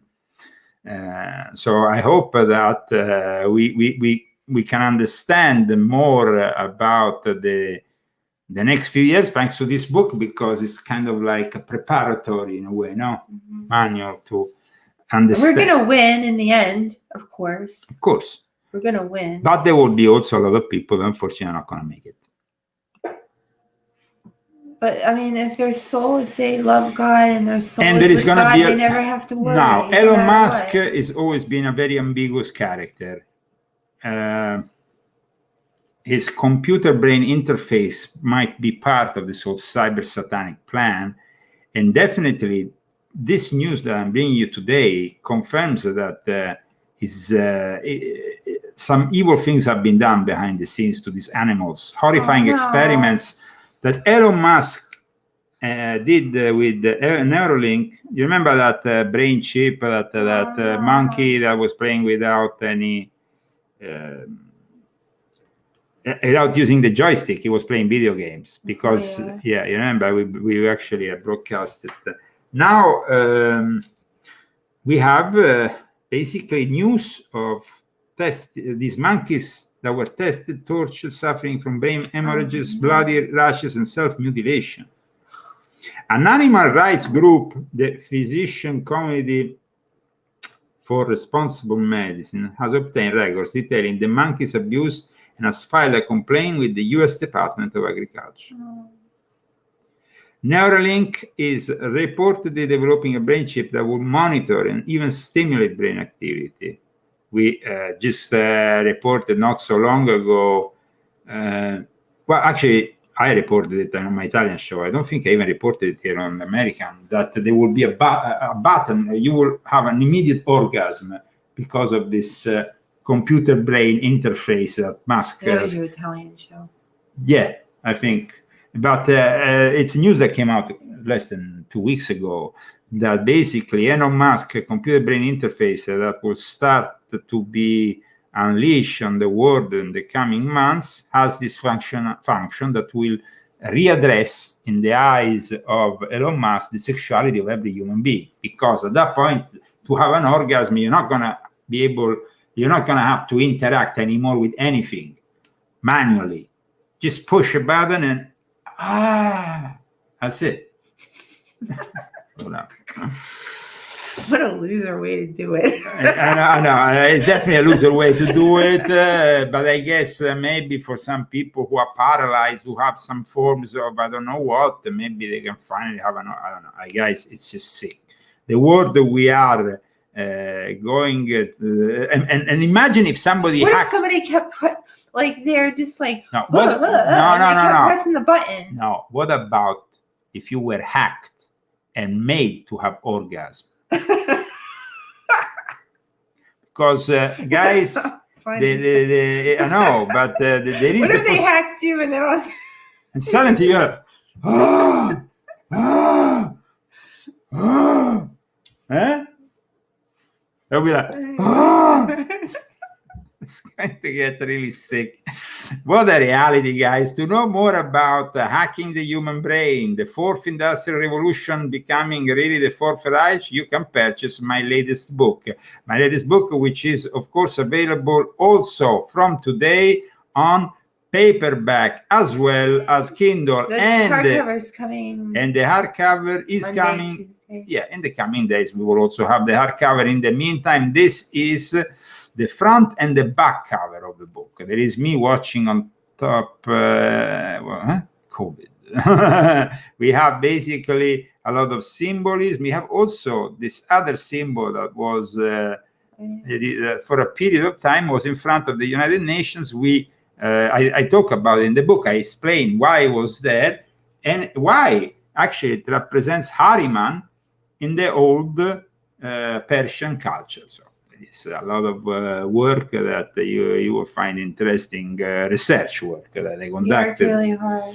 I worked very hard to unleash on the world this solution, because this is a solution. It's not only an essay that wants to denounce what they're doing, and for the first time, the Great Reset. It is. The Great Reset has an antagonist, the Great Reject. So we are launching the Great Reject, guys. It's a project. It's something that basically, once you read the book, you are invited. There is also, you will find the email also in the book.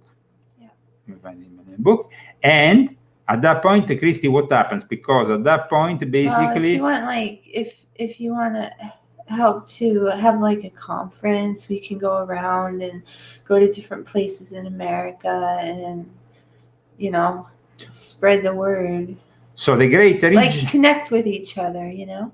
Yes, yes. So there is this Great Reject as something that will definitely stimulate people. It's not just like it's a proactive kind of book. That, right? that wants you to get involved, that wants to do something. You have to make a plan. But going past like politics and all that, like a plan outside of all the politics. Because I think that most of all of the politicians are corrupt. And so, yeah, I mean, even the ones I thought I could depend on have been disappointing in the end. Yeah, and so we have to go outside of it, but still like try to be organized and maybe like, I mean, there's a lot that we could do, but if we go around, I mean, we're willing to go around and visit different places. So you just have to, that's like, you know. We have given a symbol to the Great Reject thanks to one of our viewers. We have a Great Reject symbol here, the Great Reject. Don't miss it. And he looks a little. Where's the muscles? A great. You need to have American muscles. More muscles on the Great Reject. He needs more muscle. He needs to look more like a superhero. This guy looks just because he's a guy from the office who finally. He's just a guy from the office. Yeah, who finally realizes that he needs to reject this reality. He's wearing a suit, the Great Reject. The Great Reject. That's cool. And of course, in my book, you also find evidence of a lot of things. Like people think that we are just no. This is a book where I bring evidence of even within U.S. Freemasonry of the infiltration of socialist minded people. For example, this guy here, known Freemason, together with Bernie Sanders, just to name one. Together with Nicaraguan Ortega presidential, I mean, the worst communist scumbags, delivering even a speech to the Austrian socialists in Vienna. I mean, this is only one of the things that I've exposed and of the characters I've exposed. I mean, guys, you need to really get this book before this whole distribution process might get affected by the world war. Get your copy of Volume 7 now. And now we're going to open the phone. But before I open the phone lines, Christy, how can the people who are following us help us, besides from purchasing our books? There's, you can leave a little donation if you'd like. And you can do it through Fundly. You can do it through GoFundMe that still carries us. We don't have any more PayPal. We were banned from PayPal 6 times, and we can. There's Cash App too. We have also Cash App. We invite people to use Cash App. Please help purchase the book. Of course, that's our priority. But if you have already purchased the book and you want to help us, you can do it with even a small donation through Fundly, and that's much appreciated. And or GoFundMe, I mean, whatever you prefer. And now let's go to the phone number. The phone number where people can call us. And at that point, what happens, Christine? People can call us. They can ask questions to you, to me. They can, no? Mm-hmm. Okay, so let me put it here on the screen. Is +1. I'm going to open the lines now, though, because they are not yet open. I'm going to open them up now. Here we have, watch. Okay. We have the lines open. The lines are officially open. So let me put the phone number on top of the screen also here. Below, we have the phone number +1 970 577 6369. +1 970 577 6369. If you are interested in joining us for with the last 20 minutes of our show, we can say the last 20 minutes of our show, huh, Christy? 25. 25. We would love to hear from you. And Christy likes to receive phone calls. Yeah. So make Christy. It's embarrassing if nobody calls, but that's okay. Embarrassing. I mean, I heard it happening also on the best shows with thousands of people. That suddenly there were no phone calls. But we receive a lot of phone calls. Usually, we receive a lot of phone calls. So we are happy. See? Hello, welcome to the Leo Zagami Show. Who am I talking with and where are you calling from? Hi, Leo from Philadelphia. Ah, hello, Philadelphia. Of course, that's not a cheese, but it's Philadelphia. Sono italiana, sono in Philadelphia, e guardati a Christy. Okay. I love to your Christy, the beautiful people, but thank you. I was going to buy Amazon, your book. I looked, but I didn't see it, the paperback. Oh, the paperback is available from this morning. So you have to go back on it now this morning. In the last few hours, they have uploaded the book finally, available on paperback. And if you want to, we will also put here on the chat board the link, if you want.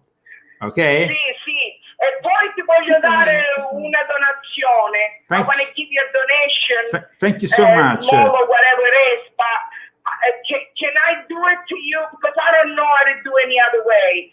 Can I send it to you, a check or something? No, we don't do checks, but we do Fundly, GoFundMe, or Cash App, which is very easy to use. You can download in basically 2 minutes, and it's very safe. I mean, come faccio? I mean, ti voglio dare well, we credit card. Yes. A credit card, you know. But Yes, come faccio? it's very easy. It's very easy. You go on Fundly and you will find all the.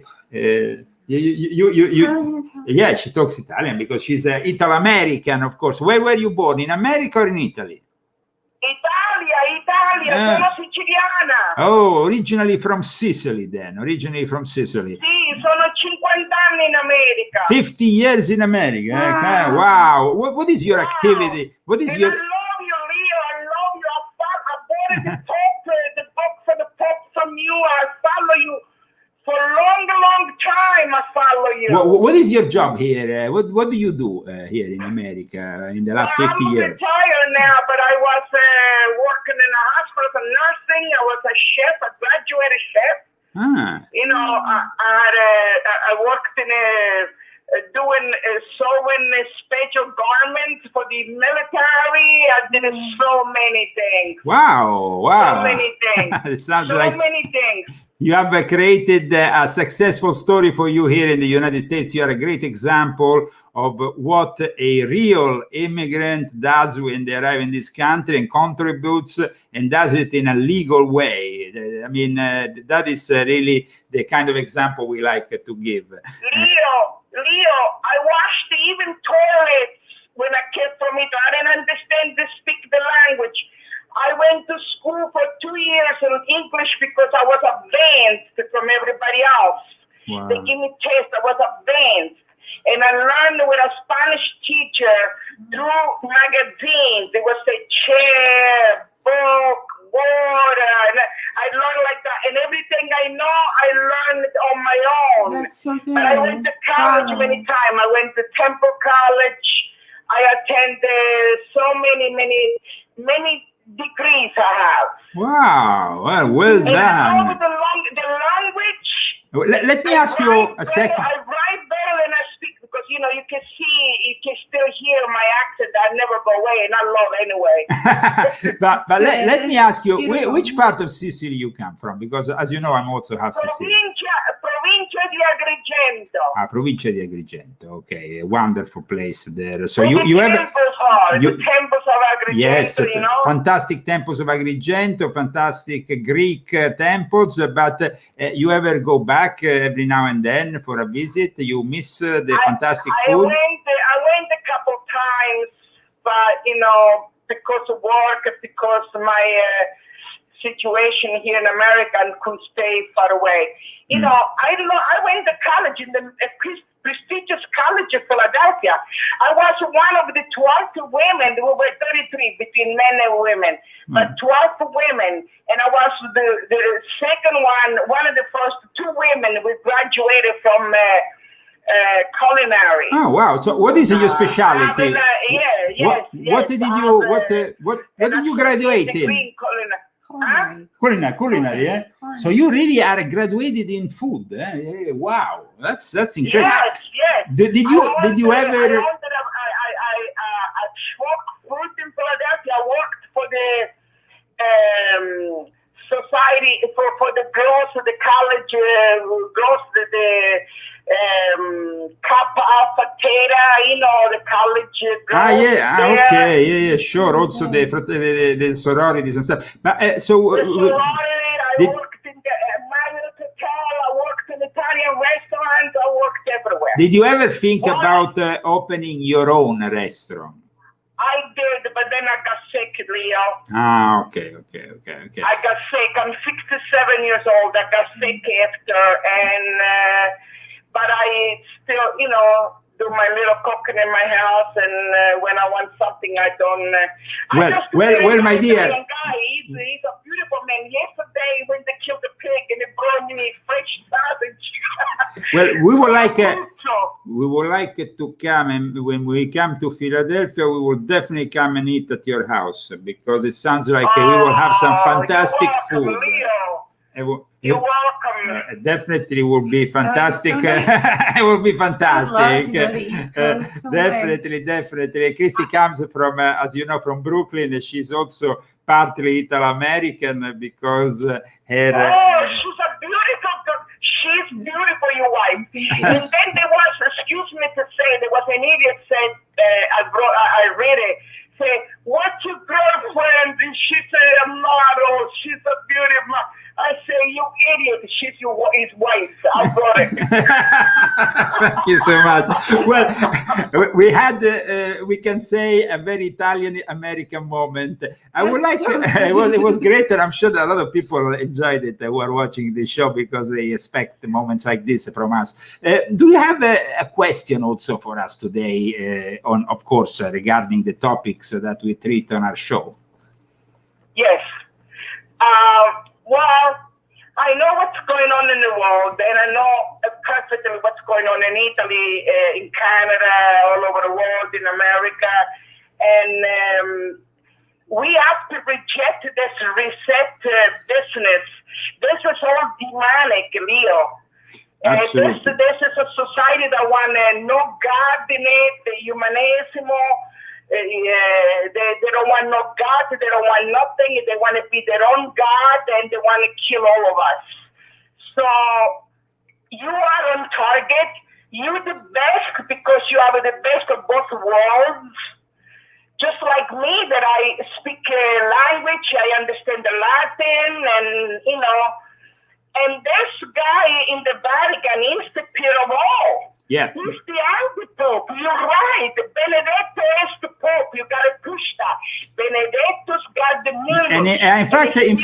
in fact, sorry to interrupt you, but in my new book, I published an interview with an extraordinary gentleman who is a professor, Catholic professor in Spain, who actually says that in a way Benedict is still the real Pope. So I also invite you to check out the new book, because you will find also that in this book I wanted to also once again readdress who is the real Pope. And people don't know, but there is a church in Ukraine, Ukrainian Catholic Orthodox Church, which is a bit of an unusual mix, but happens to be in Ukraine, that, like you know, it's in a moment, very difficult moment. But this church, a few months ago, elected Vigano as their Pope. Now, what do you think of Vigano? Vigano seems to be... No. Vigano is a good figure right now, because we have no Pope at the moment to say something. But Vigano, I think that he's got, like, he believes like the interruption of popes and all, like, you know, all those things, because he never came to the defense of Benedetto XVI. Okay, so anyone that comes after Bergoglio is not Pope, is still anti-Pope. Benedetto XVI holds the continuation of but you have to admit that Vigano will make an excellent Pope. I mean, compared to Bergoglio. Yeah, I think he's preparing himself for that.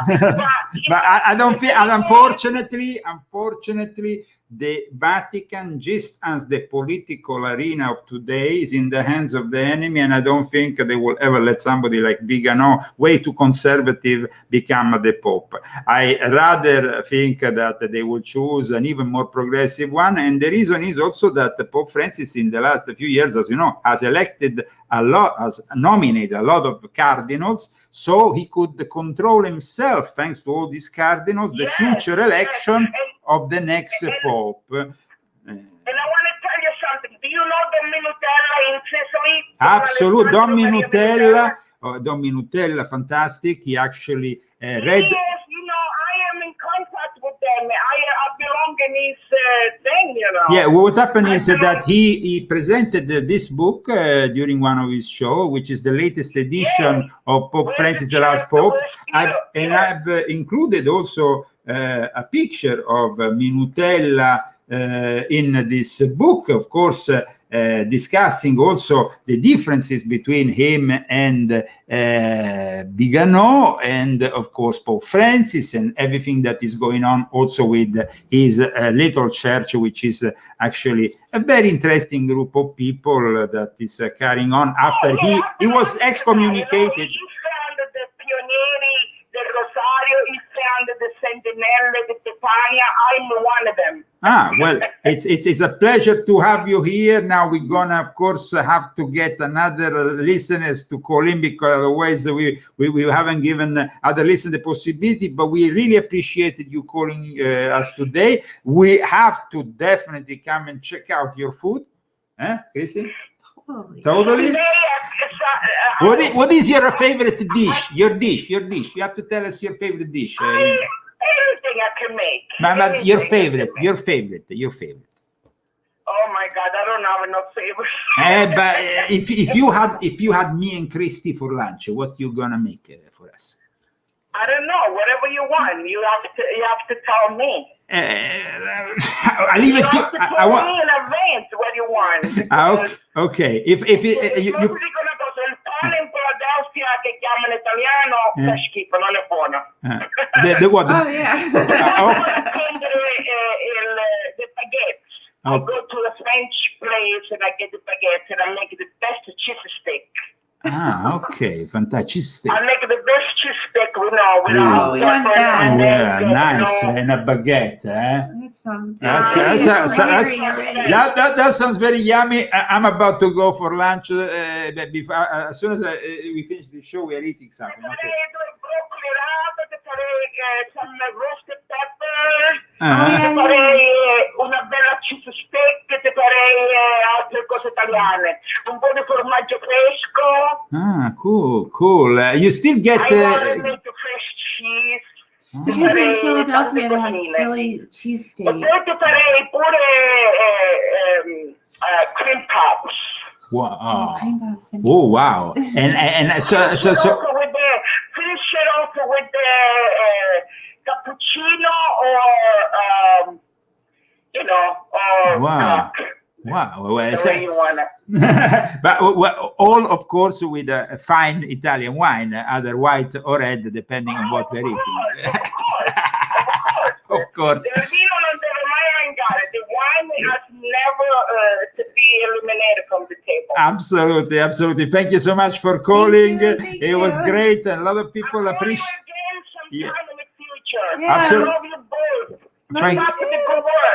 We love you too, and we have a lot of people who appreciated you. Of course, we have also people that might not appreciate. You know how it is on the internet. There is always people that, but you seem to be very much appreciated, and a lot of people are calling for your lasagna. They will want to taste your lasagna. So thank you so much.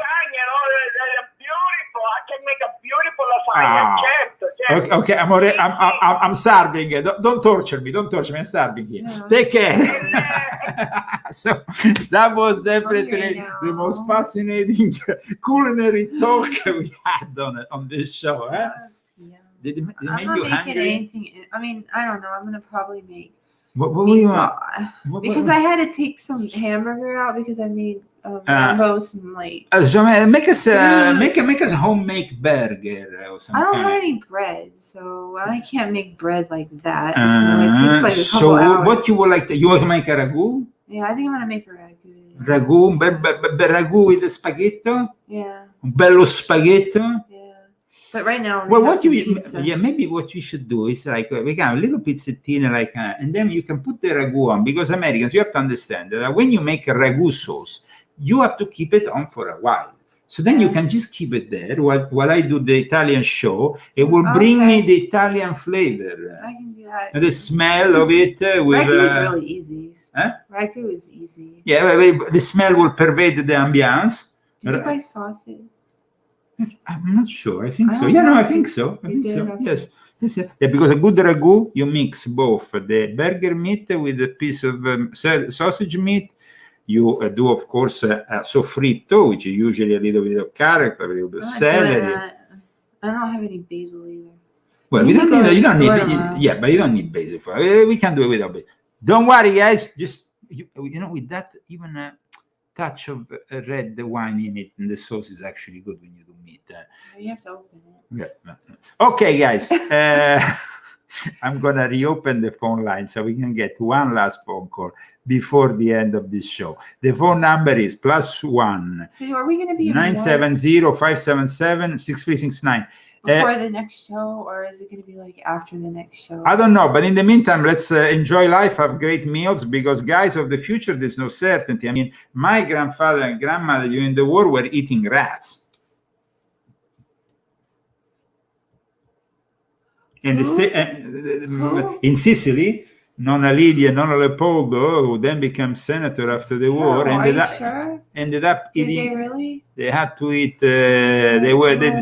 They had no food whatsoever, no salt. Salt was a rare commodity, and they ended up having to eat whatever was available, which is, I hope, not what's going to happen to us.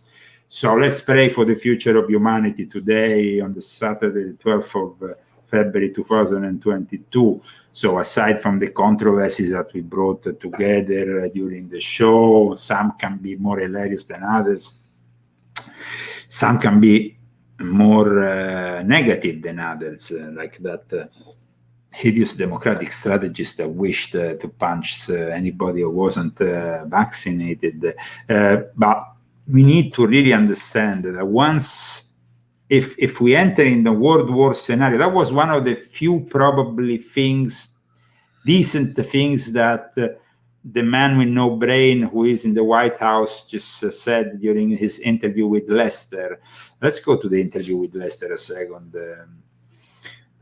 Here we have the one and only Lester Holt and the one and only whatever. American citizens who are in Ukraine and might be there during an invasion. What scenarios would you put American troops to rescue and get Americans Now, out? when he said that, at one point he said, but I said to put, but you said it sparkled a controversy that then pushed the whole narrative of the White House to focus on the fact that they will not go in Ukraine and pull you out if the Russians invade. That's They're it. not. That's a world war. When Americans and Russians start shooting at one another, we're in a very different world than we've ever been in. Not even on behalf of simply evacuating Americans. No, how do you do that? How do you even find them? This is not like, I'm hoping that if in fact he's foolish enough to go in, he's smart enough not to in fact do anything that would negatively impact on American citizens. But Have you told him that? Yes. You've told him to. You told them that it wasn't like, I like Lester because sometimes, guys, even if Lester is a libtard, he tries to put a little bit in difficulty, no? And it's kind of like, Americans will be a line that they can't cross. Well, I didn't have to tell him that. yeah, no, you didn't have to tell. And then a minute later, he will say he said that. So we don't understand if he said it or he didn't say it. Probably he said it this morning when he talked again for 1 hour and 2 minutes. Spoken about that, he knows that, and it's a little bit. Look, that's what I've asked is American citizens should leave now. We're dealing with one of the largest armies in the world. This is a very different situation, and things could go crazy quickly. On the subject of American citizens, I have to draw your attention to that Army report, an investigative report. And then he goes into Afghanistan, which was a complete disaster. 3 minutes before the end of the show, we still have our phone line open if you want to do a last-minute phone call with us. Otherwise, of course, we will wrap it up and we will prepare ourselves for a quick meal before, we will start the process for the ragu that I can enjoy after the Italian show. But in the meantime, I can have some little pizzettine, little things, little stuzzichini, little what we call antibiotics. Rambo, what's up? You want to say hello to our viewers? No, leave him alone. It's not. But he wants to participate. He said it. You see what he said? You want to participate, Rambo? Huh? Okay. Bring him. He's part of the show, guys. He's part of the format. Without Rambo, we can't say bye-bye to you, no? So thank you for tuning in. Also today, please support our show. Tell your friends about it. Subscribe to our YouTube channels, not only the one that broadcasts usually the show, but all the emergency channels, which you will find listed in the description of the video. Oh, Rambo, you were sick. Now you're better, eh? Like giving him poison. No, because he's allergic. Felt so bad. Like I gave it to him. I didn't even Well, you didn't know. We didn't know. I mean, it happened to my sister though. And yeah, apparently the thing a lot is, of dogs yes, are the allergic thing, to chicken. or they become allergic to chicken in their later years. It's an allergy that is developed in the later years. At times, because of the vaccinations. That is a big problem for the dogs too, you know. Unfortunately, when you travel internationally, you have to do these things. You don't have an option for the dogs. We are not dogs, though. That's why we refuse this medical tyranny. That is for sure. If you want to donate, you can do it through GoFundMe and Cash App. The Americans don't like to use too much cash app, but cash app actually is a very easy way of donating even a few bucks. Rambo, what's up? Kiss. Ah, he's recovering. It's time to say goodbye. It's time to say goodbye, guys. It's time to say goodbye. I enjoyed very much these 2 hours. Did you enjoy these 2 hours, Christy? Yeah, almost. You had a moment of panic with the queer puppy guy. He was don't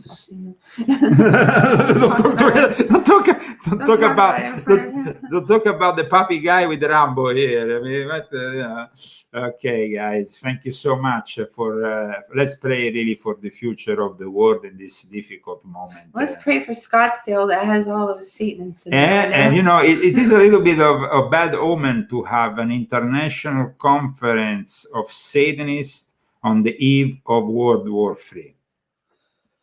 The rise of the Antichrist is imminent. So, how to prepare for all this? Well, guys, there is a way to prepare for all this, and it is a book that I just published that is now available from this morning, also on paperback. It was only available on Kindle up until Saturday, today, 12th of February. It's available on, it was available on Kindle, and it's available on paperback, and will be available on hardcover in a few more days. But of course, hardcover is a little bit more expensive to produce, and so it's more expensive for you, the reader. So we suggest to get the paperback. It's very handy and very readable, very nice book. Please also leave reviews for my book, positive reviews. I mean, now you can be honest about it, guys. This is a good book. I don't fear criticism for this book because this book is so well researched, so well put together. But what's up? Why you give me that face? Huh? Rambo agrees. It's a good book. It's a good book. Even Rambo. Rambo? What do you think? Yes. Yeah, he agrees. He's agrees. Okay, guys. Take care and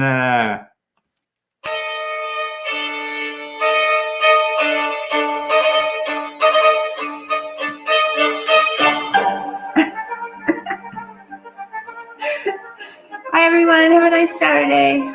enjoy life while you can. Of the future, there's no certainty. Oh, you must have knocked it over.